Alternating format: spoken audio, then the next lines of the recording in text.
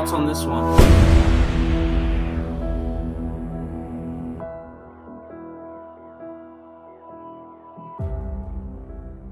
Welcome to another edition of Octagon Thoughts. My name's Harry, and today we have a very special guest, none other than James Lynch from Lynch on Sports. James, how's it going? It's going well, man. Thank you for having me on, Harry. Yeah, I really appreciate it. And you've done a lot of different things, interviews for your YouTube channel. You also do a weekly show of Chris Cyborg on her YouTube channel. I know it's very cool. It's very different. You're everywhere. I say you're one of the hardest working guys in the business. You're always doing something and you're always doing it somewhere else. It's hard to keep track of. You're doing so many different things. How did you get into doing stuff like this? And like, how do you stay sane doing all these different things and keep on schedule? Well, first off, thanks for the kind words about hard working. Yeah, it can be even tough for me sometimes. I do work for a lot of different companies. I'll give you the short version. We don't have a ton of time. Basically, I started years ago actually working at the Fight Network when I lived in Toronto. That's sort of where I started doing MMA. Left there, went to work at TSN for a year, and then went over to, I had a day job basically, and I was doing this on the side, and started getting into video interviews shortly after that. And then fast forward to 2017, I decided to go back into MMA full time, and I quit my day job. I was working at Rogers at the time, and got into this and just have basically made a living doing interviews. And basically how it works is I just work for a couple different companies that have me do a certain amount of interviews a month, and that's how I get paid and make a living. So you mentioned it there. I do the podcast with Cyborg. I also do a podcast with Aspen Lads coach Jim West. I have my own podcast on my YouTube channel, and then I have just do a ton of interviews for a bunch of different outlets. So that's how I'm able to do this full time, because most people who do this full time, they usually they work for like one outlet. Not me. I work for a bunch of different outlets, and that's how I'm able to make sort of a full-time salary. And what got me into it really was like most Canadians, predictably, I was a hockey fan. I'm still a hockey fan, and I wanted to go into that. And then I got into The Ultimate Fighter when I was in university, and then became an MMA fan that way. And then I just decided to pursue this instead of going into hockey, because I just felt like there'd be more opportunities, because it was such a small sport, and it is still a smaller sport compared to some of the bigger sports. So yeah, so far so good. It's worked out pretty well. This will be coming up to my, I think it's 4th year of doing this full time, like as a freelancer, and it's been awesome. Yeah, it is awesome. 4 years, that's awesome. And just the way you got into it through all these different outlets, it's really cool. And I love your you do so many different types of videos. I'm a huge fan of the MMA Pro Picks videos on your YouTube page. I love those. Those are like must watch for me. Whenever there's a fight that I'm kind of on the edge, but if I don't know what to think, I'll go to your YouTube channel. I'll check out, what do the pros think? What are their How did you come up with that idea and get into that and get so many different fighters to come do this all the time? It actually came from when I worked at Fight Network. I remember we would go do shoots, and we'd interview, fighters at gyms or whatever, and then they'd get their thoughts on some upcoming fights, and they would add it into their preview show and be like, here's what some of the fighters are thinking. And I just thought, at the time when I started doing it, not many people were doing it. I'd see like written ones. I know Sherdog did a sort of a version of that on their website in a written version, but nobody was really doing video. So I thought, you know what, let's hear what these fighters have to say. And yeah, it's been great. It's been a big reason why my channel's been as popular as it has, because I know the videos are kind of unique and popular. I know other people are starting to do them now as well. But mine's original content. That's the key here. I'm not stealing anyone else's footage. It's all from interviews I've done. And people always ask me, how do you get these predictions? Well, usually I'll interview the fighter, and then after the interview, I'll ask them about a bunch of upcoming fights. I keep those clips, and then I use them for when the fight comes up, and that's how I'm able to put it together. So a lot of people are like, why is this fighter in their car all the time? Well, it's from the same interview. So that's really where the Pros Picks sort of originated. And yeah, it's been great for my channel. Yeah, it's really cool. I'm a huge fan of it. And then you have that, as we were talking about, the weekly podcast of Cyborg. How cool is it just to get to talk to one of the greatest fighters of all time on a weekly basis and talk about like current events and just past things? And how cool is it to get to talk to someone that high up in the sport on a weekly basis? It's great. I'm really grateful and really lucky to have that opportunity. It's funny because basically last July, my position was eliminated. I used to work at The Score. I was their senior MMA news editor. COVID hit. They decided to, not go in the direction of continuing the MMA department. I know they still have an MMA writer there, but not like going full force. So I was back to freelancing, and sort of let everyone know, hey, I'm looking for more work. And her team reached out to me, and initially I was going to do some editing for them. They do like like blogs and behind the scenes stuff, and I was like, sure, that sounds good. And And then they kind of came up with the idea of doing a weekly show so Chris could work on her interview skills and her English and all that. And we've been doing it. I think we just passed our 1 year mark, and it's great. Like, it's awesome to be able to talk to her and get some insight into her camp and just get her opinion on a lot of the big topics. And I think it's beneficial for both of us because I get, all this great inside info, and for her, it's a way to, work on her English and stuff. And honestly, one of the easiest teams I work with, one of the easiest companies I work with out of any of the things that I do. Super great, really nice people, and really grateful for the opportunity, like I said. Yeah, I'm a huge fan of it. I think it's really interesting when you get these fighters. Like, a lot of them are pretty to themselves and quiet. They're not huge on the social media, but social media is so huge now. It's such a big component to marketing, everything. And then you have a bunch of these fighters putting themselves out there. Like, I look at Adrian Yanez and Randy Costa. I think it's hilarious. I think it's awesome what they're doing. I mean, these guys had quite the MMA Twitter battle up until their fight, and now they're doing like a Friendly Foes podcast every week. I love it. I think it's really cool. And just all these guys starting to show their personalities. I think that's how the sport's going to grow to the next level for MMA, is everybody showing their personalities, being more available to everybody nonstop for the fan base. And creating a brand. I think you nailed it on the head there. A lot of the fighters, I really believe this. I feel that fighters who are very active on Twitter, very interactive, very accessible, are the ones that are getting better opportunities. Look at someone like Bilal Muhammad, who, his nickname is Remember the Name. Well, I think people know his name now because he's so active on Twitter and like a really good follow. And I think it has helped his career in terms of matchups and popularity and all that. And the fighters got to look at themselves as brands, because let's be honest here, the UFC doesn't do a very good job of marketing a lot of their fighters. A lot of the popular fighters are a lot of self-promoters. So to build a brand on social media, to be able to be that accessible to fans, it's not the same as other sports, right? Like, you don't see like, you do have, other players from other athletes, I should say, tweeting, from their account. But I find that with MMA, because it's not as popular, they're more willing to engage with the fan base. So I find that is really an interesting component to MMA. And I think something that has really materialized. And like you mentioned with Yanez and Costa, I mean, that fight basically came together on Twitter, which is so cool. So I think you're totally right that it is a very important component of the industry. And I think we're seeing a lot of fighters benefit from being accessible to the fans. Yeah, and we're both Canadians. We're both from Canada, so I figured I'd have to dive into Canadian MMA. We're kind of at a lull in the UFC for Canadian MMA. We have some nice up-and-coming talent, but nobody's really emerged as the face of Canadian MMA through UFC right now. We have Tanner Boser, Charles Jourdain, Hakeem Dawodu, John Makdessi, but nobody's really taken that next step. I thought it was going to be Boser, but then he kind of hit a slide there. He got a win now.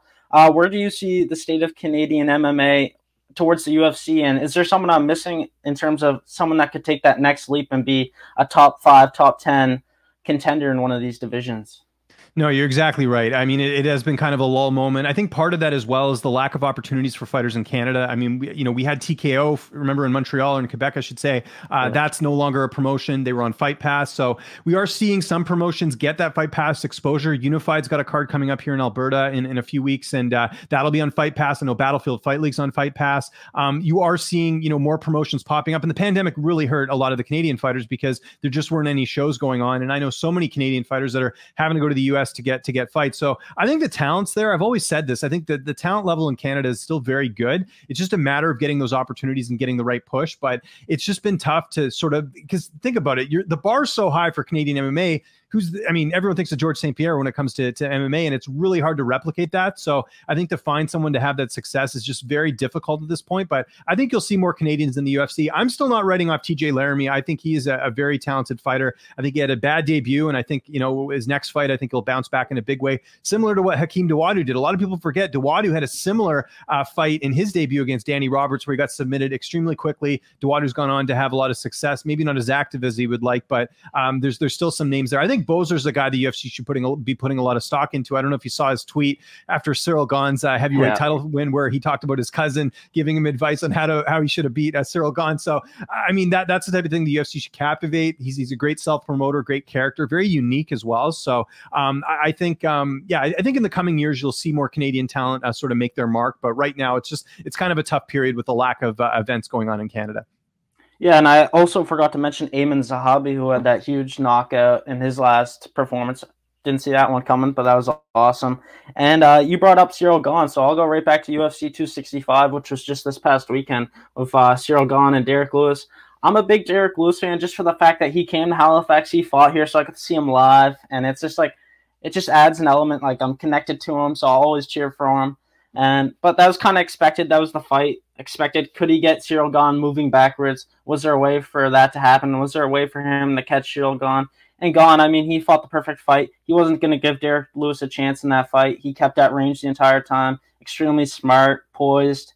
The moment didn't get to him at all. And do you think he has a legit chance at beating the Ngannous and the Jones of the world and becoming that next level heavyweight, which I think a lot of people were saying, like, heavyweight's always been this like division where it's either one punch knockout power or wrestlers are different. We kind of got this hybrid of a guy that's got the crazy movement, the crazy striking, and he's got some really good cardio and wrestling. He's got everything. He's got like the whole package. He's put it all together.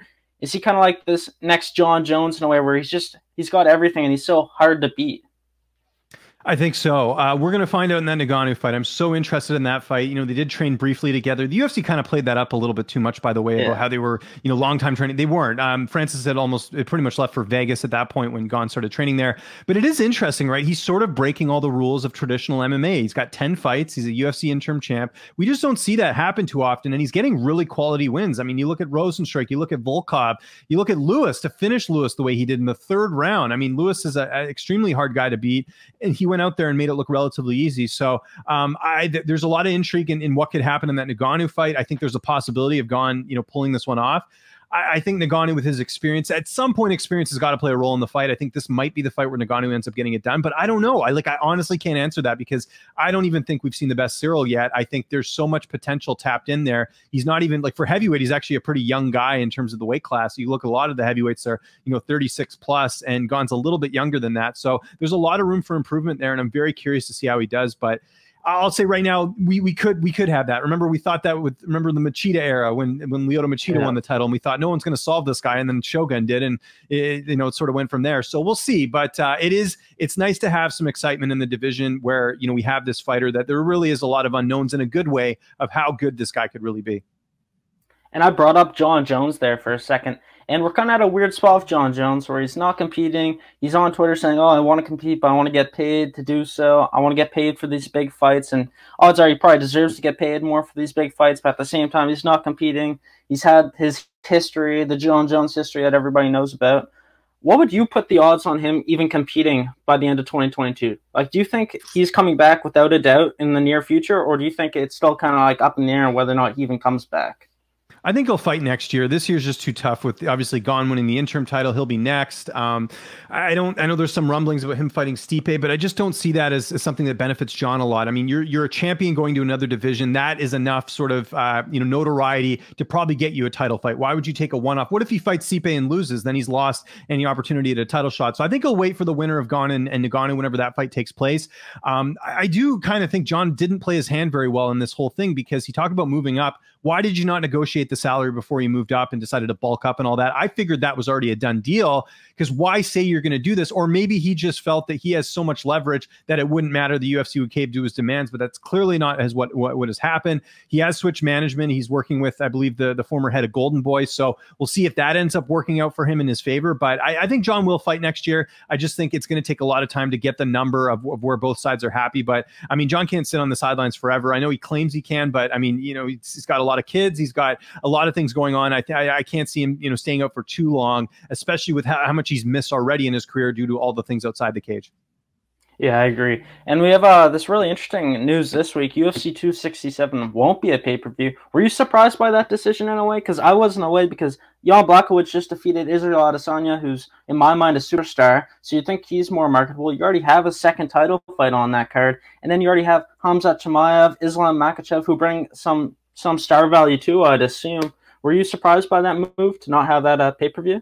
No, because if you look at the optics of it, it's on Fight Island, so it's going to be an earlier card. I think that would affect the pay-per-view sales. I think they were worried about that. You had to do it in Abu Dhabi, obviously, for the the Muslim community, for Khamzat and for Islam as well. So they're playing into that as well. And it was a great win for Jan. I don't think it made him a superstar. And I know Israel's a big name and all that, but I don't even think it's not like he beat Conor McGregor. If he beat Conor McGregor, maybe you could say that, but I don't put Izzy on that same level. As great as Izzy is, and I think he is a star in the UFC, I don't think he's transcended that level that a Conor McGregor has. So I think it's a couple couple things. I think it's all those factors of the time. I think it's the location. I also think Jan and Glover, not really, it's a great fight for us as fans, but it doesn't really have that sizzle that, say, like, some of the other, possible matchups have. Even like a Whitaker and Adesanya, I think is a much bigger fight in terms of name value than Blachowicz and Glover to share. It's a great story. Don't get me wrong. Two guys who probably we didn't think a couple of years ago would be fighting each other for a light heavyweight title, but I think it's that. And also 268 is pretty short, is shortly after that. So I think it was just a matter of UFC saying, look, like, we want to do this in Abu Dhabi. We don't want it to affect the pay-per-view sales in terms of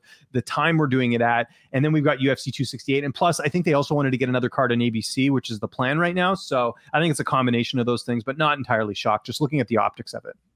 Yeah, I'm happy with it as a fan because I don't have to buy the pay-per-view now. I get to watch that and have some fun with it. And then UFC 268, you brought it up, Kamaru Usman versus Colby Covington too.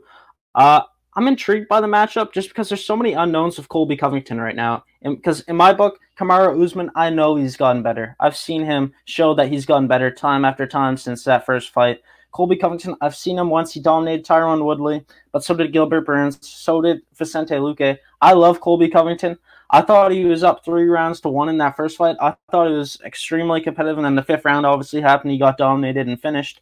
So I don't know what to think coming into the second fight. Do you have a read on this fight, which way this could go? And it's 50-50. Yeah, I think, sorry to interrupt you there. I think it's I think Colby has the ability to beat Usman. I just wonder if he's made enough improvements like Usman has. I think going to Trevor Whitman has been sort of a key factor for Usman in his camp. We've seen him level up. I mean, to finish Masvidal all the way, and granted it's Masvidal, I think Colby would be Masvidal pretty handily as well. But to finish him, I thought was good. To finish Gilbert Burns was a really good win, especially with what Burns did in his last fight against Wonderboy Thompson.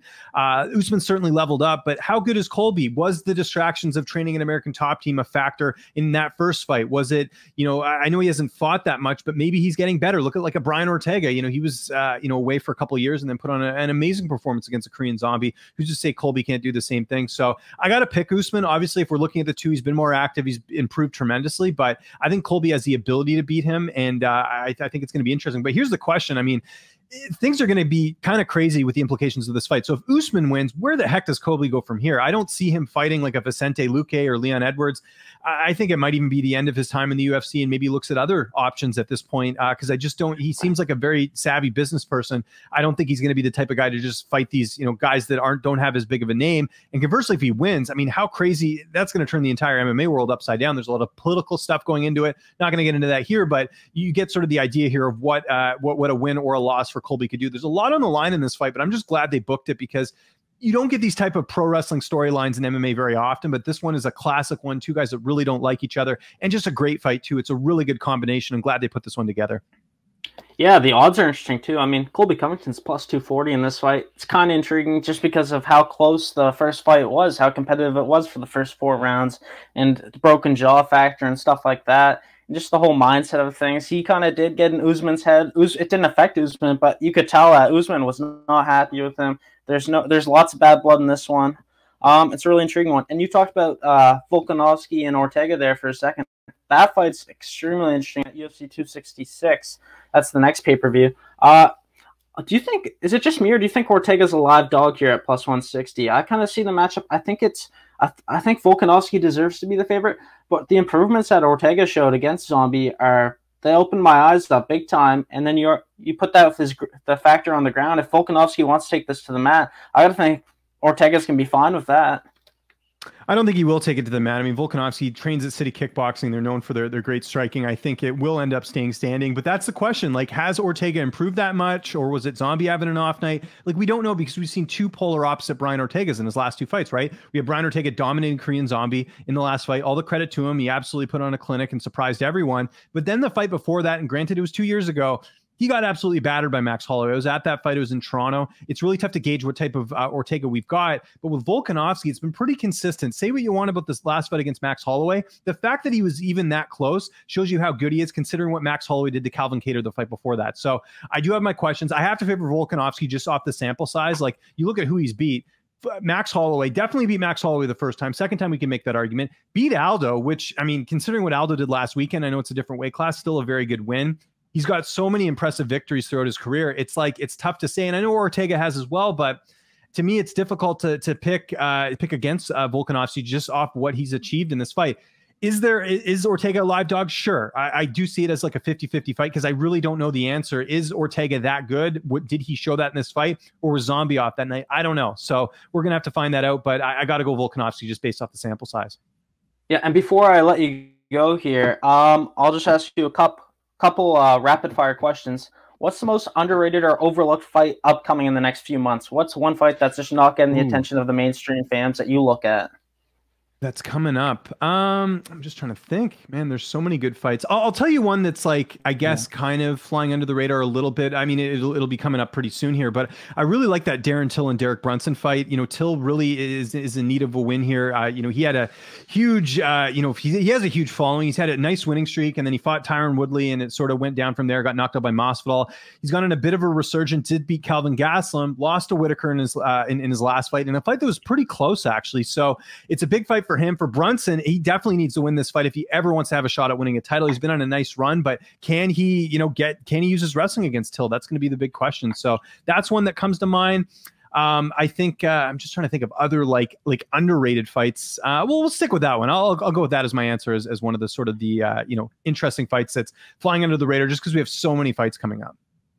Yeah, I like that one too, and I think it's interesting because of how big a name Darren Till is in the MMA community, that if he gets a win here against Derek Brunson, who's on a great run right now, he's going to slither himself into a title shot. I really do think that. I think he'll end up fighting the winner of Adesanya Whitaker, unless it's Whitaker. If Adesanya wins, I think Adesanya would want that fight, and I think Till would wait out for it, just because he's not the most active guy in the world either. So I feel like if he gets a win here, it's marketable. He probably slithers himself up to that #1 contender spot to get in there for the title shot.